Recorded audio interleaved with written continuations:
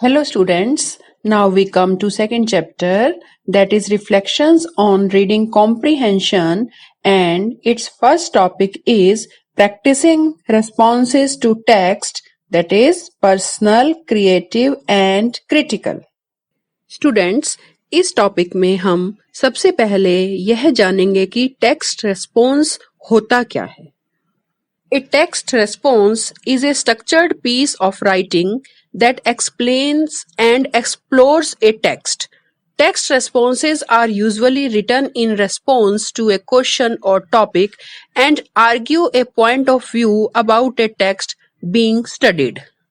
Means text response किसी भी writing means कोई भी novel, essay, story, poem, कुछ भी reading material, मतलब टेक्स्ट रेस्पॉन्स किसी भी राइटिंग का वो स्ट्रक्चर्ड पीस है जो उसकी व्याख्या करता है तथा उसका अन्वेषण करता है. अन्वेषण करना मतलब खोज करना, उसके बारे में सारी बातों का पता लगाना, उसमें जो जो मुख्य बातें कही गई हैं उनको खोजना.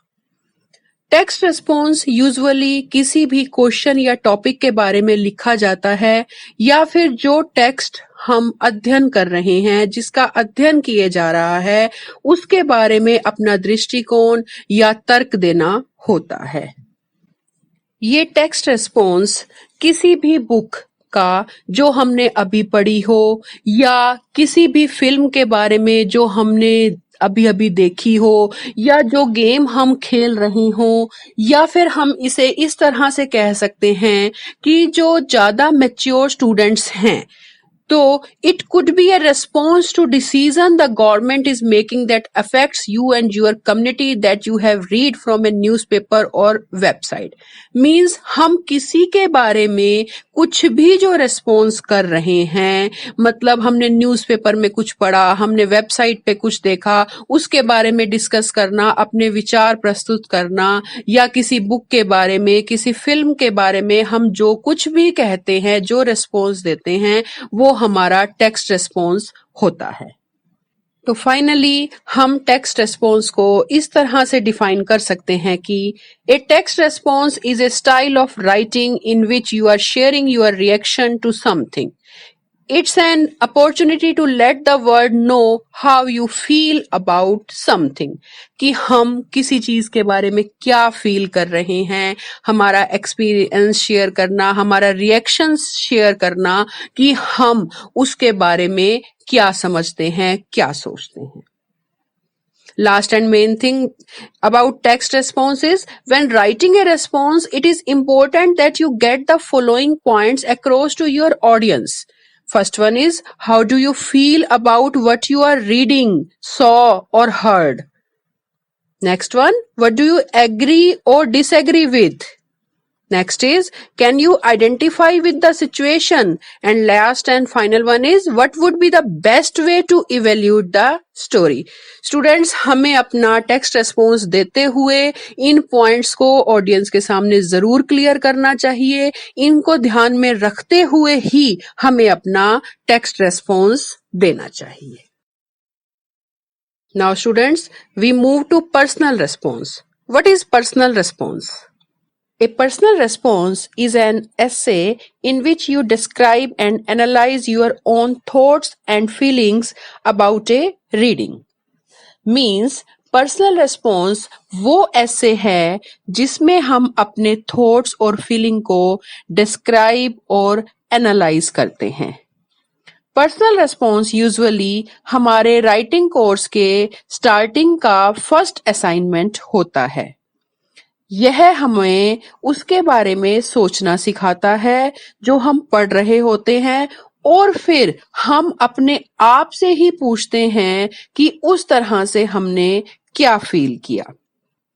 किसी टेक्स्ट का पर्सनल रेस्पॉन्स का वही सेम फॉर्मेट होता है जैसे किसी भी और चीज का रेस्पॉन्स होता है, बस इसमें इतना डिफरेंस होता है कि इसमें एलिमेंट ऑफ रेस्पॉन्स अलग होता है. यहाँ सब्जेक्टिविटी की अपेक्षा की जाती है, मतलब हम जिस टेक्स्ट का रिस्पॉन्स दे रहे होते हैं हमें उसकी विषय वस्तु तक ही सीमित रहना होता है. यहाँ मेन कंसेप्ट यह है कि ये टेक्स्ट पर्सनली हमें क्या बताता है और टेक्स्ट पढ़ने वाले का पास्ट एक्सपीरियंस यहाँ पर मोस्ट इन्फ्लुएंसिंग फैक्टर होता है। पढ़ने वाले का पास्ट एक्सपीरियंस क्या रहा, ये भी हमारी थॉट्स को बहुत इन्फ्लुएंस करता है। सेम टेक्स्ट का अलग अलग रीडर्स के लिए अलग अलग मीनिंग हो सकता है, क्योंकि हर रीडर के एक्सपीरियंस का जनरल एरिया अलग अलग होता है और इसीलिए ये हमें किसी भी टेक्स्ट का पर्सनल रिस्पॉन्स देते हुए हमारी थॉट्स पे इफेक्ट डालता है। इस वजह से past experience most influencing factor होता है। पर्सनल रिस्पॉन्स की प्रैक्टिस करने के लिए सबसे पहले हम ऐसे टेक्स्ट का सिलेक्शन करेंगे जो हमारे उन आइडियाज के अनुरूप हो जो कि हम एक्सप्रेस करना चाहते हैं। ऐसा होने पर हम फ्रीली लिख पाएंगे और हमेशा मोटिवेटेड रहेंगे, क्योंकि जिस पे हम अपने आइडियाज दे रहे हैं वो हमारी थॉट्स के अकॉर्डिंग ही है। जो हम सोचते हैं, जिसके बारे में हम बताना चाहते हैं, अगर हम उससे मिलता जुलता ही कोई टेक्स्ट सिलेक्ट करेंगे तो हम ज्यादा फ्रीली होके रेस्पॉन्स दे पाएंगे। पढ़ाते हुए एजुकेशन में हर टॉपिक के लिए ये कहा जाता है कि हमें नॉन से स्टार्ट करना चाहिए, अर्थात जो चीजें स्टूडेंट्स को पहले से पता है, हमें उन चीजों से, उन बातों से अपना टॉपिक स्टार्ट करना चाहिए, क्योंकि ऐसा होने पर स्टूडेंट्स खुद ब खुद उस नए विषय से जुड़ जाते हैं और जागरूक रहते हैं और इसकी वजह से ही कम्युनिकेशन में भी एक्यूरेसी बढ़ती जाती है। और यही सभी बातें हमारे पर्सनल रेस्पॉन्स देने में भी मदद करती हैं। पर्सनल रेस्पॉन्स देने के लिए हमें टेक्स्ट को ध्यान से पढ़ने के बाद उसको डिस्कस करना बहुत जरूरी होता है। ये ओपन डिस्कशन होना चाहिए और इसे हमें टीचर के साथ भी वेरीफाई कर लेना चाहिए। ये बहुत ही इम्पोर्टेंट पॉइंट है कि जब हम किसी चीज का पर्सनल रिस्पॉन्स दे रहे हैं, उससे पहले टीचर के साथ हम उसको डिस्कस जरूर कर लें। पर्सनल रिस्पॉन्स देते हुए हमें सबसे मेन बात यह ध्यान में रखनी है कि हमें पर्सनल रहना चाहिए, क्योंकि हम उस बात का रिस्पॉन्स कर रहे हैं जो कि खुद हमारी चॉइस की है, something of our choice. Personal response short stories, editorial, letters, screen play, diary entry, speech, commentary, इनमें से किसी भी फॉर्म का यूज करते हुए हम दे सकते हैं। मतलब हम इनमें से किसी का भी पर्सनल रिस्पॉन्स दे सकते हैं, पर हमने उन सभी मुख्य बातों का ध्यान रखना है जो कि अभी हमने डिस्कस करी। Now students, let's move to creative response. Creative response is an assignment that gives students an opportunity to develop their creative thinking and expression in response to the study of a particular piece of literature or any writing. Being able to respond creatively is one of the highest achievements in learning, but it requires a free and spontaneous environment. Means, creative response किसी भी literature part या writing का वो response है जो एक assignment के रूप में स्टूडेंट्स को उनकी क्रिएटिव थिंकिंग और एक्सप्रेशन को व्यक्त करने की अपॉर्चुनिटी देता है। मीन्स वो अपनी सोच को, अपनी भावनाओं को विचारों के द्वारा प्रस्तुत कर सकते हैं, दे सकते हैं। क्रिएटिव रिस्पॉन्स स्टूडेंट्स को इस बात की अपॉर्चुनिटी देता है। क्रिएटिवली रिस्पॉन्स करना लर्निंग की हाईएस्ट अचीवमेंट है। यहाँ पे लर्निंग मतलब सीखना। जब हम कोई चीज सीख जाते हैं तो उसका क्रिएटिवली रिस्पॉन्स करना एक हाईएस्ट अचीवमेंट होती है, लेकिन इसके लिए हमें फ्री और स्पॉन्टेनियस एनवायरनमेंट की जरूरत होती है। किसी भी टेक्स्ट का क्रिएटिवली रिस्पॉन्स देने के लिए रीडर को थिंकिंग और रिस्पोंडिंग स्किल की प्रैक्टिस करने की जरूरत होती है। किसी भी रीडर को क्रिएटिव रिस्पॉन्स देने के लिए टेक्स्ट को अच्छी तरह से समझना चाहिए, क्योंकि टेक्स्ट को अच्छी तरह से समझने के बाद रीडर को राइटर का वे ऑफ थिंकिंग का पता लग जाता है और फिर वह उसमें कुछ भी ऐड कर सकता है या उसके अगेंस्ट कोई भी आर्गुमेंट दे सकता है। अगर रीडर क्रिएटिव रिस्पॉन्स देते हुए कुछ मेन पॉइंट्स का ध्यान रखे तो वह बहुत अच्छा रिस्पॉन्स दे सकता है। So we discuss about these keys to creative response. Number 1 is asking in-depth question to find new answer. Reader को नया जवाब ढूंढने के लिए अपने आप से बहुत गहराई में जाके प्रश्न पूछने चाहिए। मीन्स उस टेक्स्ट के बारे में जिसका वो है क्रिएटिव रिस्पॉन्स देना चाहता है उसके बारे में वो बहुत डीपली सोचे और नए नए उत्तर खोजने की कोशिश करे। Second one is getting your thinking cap on. Thinking cap का मतलब होता है गंभीर रूप से सोचना। हमेशा टेक्स्ट पढ़ते हुए हमें गंभीर रूप से सोचना चाहिए, उसे ध्यान से समझना चाहिए। कोई भी रेस्पॉन्स देते हुए अगर हम उसे अच्छे से समझ के रेस्पॉन्स देंगे तो हमारा रेस्पॉन्स हमेशा से अच्छा होगा। Third one is text can be analysed as a whole और in parts as that make sense to you. जो हम टेक्स्ट पढ़ रहे हैं हमें उसे जैसे भी समझ आए, चाहे सारा एक साथ या हम उसको पार्ट्स में पढ़ें, मतलब हमें उसको डीपली समझने से है, उसका मीनिंग समझने से है, तो हम अपनी सुविधानुसार उसे सारा एक साथ या हिस्सों में पढ़ सकते हैं। Fourth one is choosing right character or idea to emphasizes is very important. हमें इस बात का बहुत ध्यान रखना है कि हम जब क्रिएटिव रिस्पॉन्स दें तो हमने सही कैरेक्टर या सही आइडिया जो कि उस टेक्स्ट में है उसका चुनाव किया हुआ है। मतलब हमने जिसको भी सिलेक्ट किया है जवाब देने के लिए उसमें चाहे कोई कैरेक्टर है चाहे कोई आइडिया है तो हमारी वो चॉइस ठीक होनी चाहिए।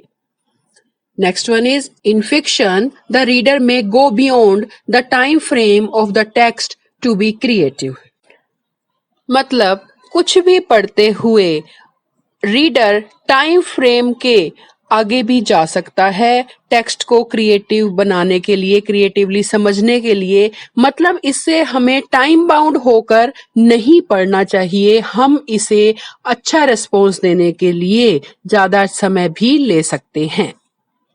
रेस्पॉन्स में बी प्रैक्टिस्ड वर्बली और नॉन वर्बली। जो हमारे रेस्पॉन्स हैं उनको हम वर्बली नॉन वर्बली कैसे भी प्रैक्टिस कर सकते हैं।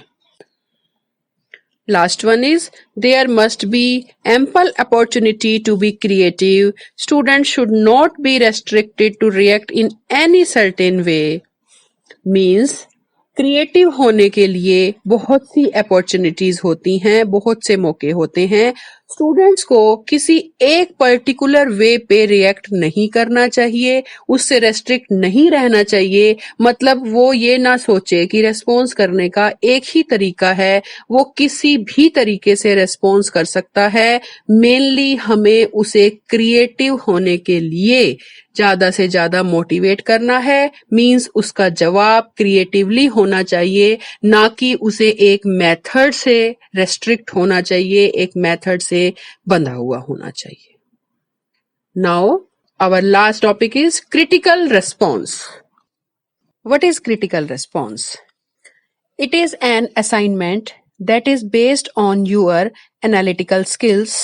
It implies the understanding of the primary source, such as literary work, movie, or painting, its problematic content and significance, and the ability to perform critical thinking and reflect your opinion on the given subject. Means critical response एक ऐसा assignment है जो हमारे analytical skills के ऊपर base होता है। ये हमें किसी भी लिटरेरी वर्क, मूवी, पेंटिंग मतलब कुछ भी जिस पर हम क्रिटिकल रिस्पॉन्स करना चाहते हैं उसके प्राइमरी सोर्स को अंडरस्टैंड करना सिखाता है और हमको क्रिटिकली थिंकिंग के लिए प्रेरित करता है, साथ साथ उस सब्जेक्ट पे हमें अपने ओपिनियन देने के लिए मोटिवेट करता है। To learn critical response process, student must attack the involved text rather than stopping at comprehension.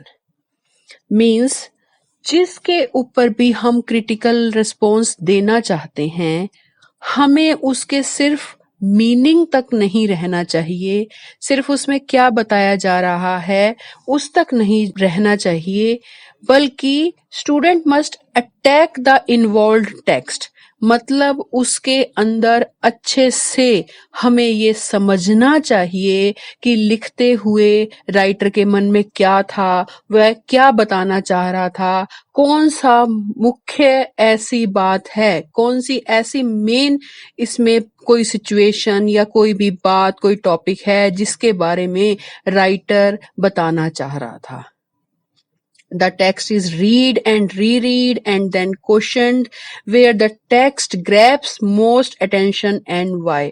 हमें टेक्स्ट को बारी बारी पढ़ना चाहिए और उसके बाद अपने आप से ही क्वेश्चन करना चाहिए कि टेक्स्ट की मेन अटेंशन कहाँ है और क्यों। यह एक बहुत ही इम्पोर्टेंट क्वेश्चन है क्रिटिकल रिस्पॉन्स देने के लिए जो कि रीडर को अपने आप से पूछना चाहिए।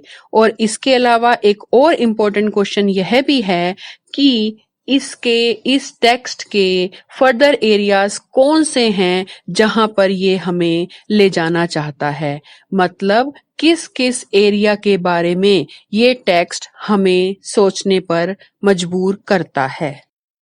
क्रिटिकल रिस्पॉन्स प्रोसेस को एनालाइज करते हुए ली लस्किन की मेंशन्ड वर्कशॉप इन्हें डेवलप करने की बेस्ट टेक्निक है। रिस्पॉन्सेज ऑन टेक्स्ट की एक वर्कशॉप में क्रिटिकल रिस्पॉन्सेज सीखने के लिए कुछ स्टेप्स फॉलो करने के लिए कहा गया and these are also known as the key to a creative response, जो कि इस प्रकार हैं। Number 1 is statements of meaning on the basis of the text. Means text के आधार पर जो उसका अर्थ निकलता है उनकी statements बनाना, उनको अच्छे से समझना और फिर लिखना। Second one is thinking like the creator, writer of the text. Means जो टेक्स्ट हम पढ़ रहे हैं जिसका हमें क्रिटिकली रिस्पॉन्स देना है, हमें उसके क्रिएटर, उसके राइटर की तरह सोचना होगा, तभी हम अच्छा रिस्पॉन्स दे पाएंगे। Third one is questions from reader. Means जो रीड कर रहा है, जिसे क्रिटिकल रिस्पॉन्स करना है, वो खुद से ही क्वेश्चन पूछे, तब हम अच्छा क्रिटिकली रिस्पॉन्स दे पाएंगे। Fourth one is interaction with follow up questions, मतलब उसके फॉलो अप क्वेश्चंस कौन कौन से हैं, हम उसके साथ इंटरेक्ट करें, उनका जवाब ढूंढने की कोशिश करें। एक और विचारक बर्थोलोम्यू ब्रिंकमैन ने क्रिटिकली रिस्पॉन्स करने के 3 सीक्रेट्स बताए हैं, that is imitation, manipulation and interpretation. सबसे पहले तो बिगनर्स को ये सलाह दी जाती है कि वो जिस टेक्स्ट का क्रिटिकल रिस्पॉन्स देना चाहते हैं, अगर ऑलरेडी उसके ऊपर कोई क्रिटिकल रिस्पॉन्स दिया हुआ है तो वह सबसे पहले उसको फॉलो करें, उसको देखें, उसे समझें। ये क्रिटिकली रिस्पॉन्स करने का प्राइमरी स्टेप है। और जो 3 सीक्रेट्स इन्होंने बताए हैं उसमें ये कहते हैं कि इमिटेशन टेक्स्ट के स्पेसिफिक अंडरस्टैंडिंग के लिए, उसे एक दिशा देने के लिए और कभी-कभी करेक्शंस के लिए भी उसका आधार है, मीन्स उसके लिए बेस का काम करता है। फिर मैनिपुलेशन में रीडर इमिटेशन लर्निंग के व्यापक पहलुओं को सीखता है, मीन्स इसके ब्रॉडर एस्पेक्ट्स को समझता है और उसके अकॉर्डिंग काम करना सीखता है।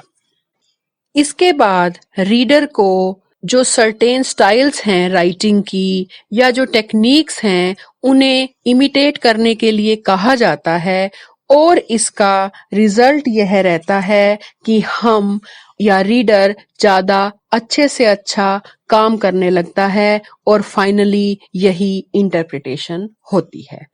तो अगर हम इन 3 सीक्रेट्स को फॉलो करें, इन्हें समझें, इसके अकॉर्डिंग काम करें, तो हम क्रिटिकली रिस्पॉन्स बहुत अच्छे से दे सकते हैं। Thank you students, you understand the topic well.